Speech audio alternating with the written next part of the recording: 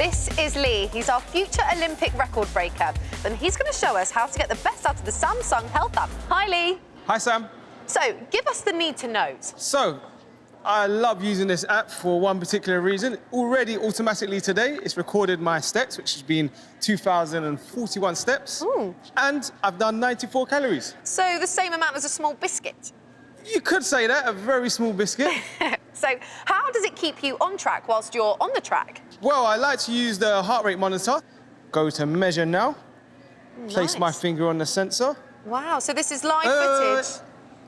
Gotta be quiet in this. 91 beats per minute. Wow, is that a good thing? Well, it's not bad considering the workout I've just done, and I add that in as well. Cool, so how does it challenge you to smash your PBs? Well, as you can see, it's a 60-meter track.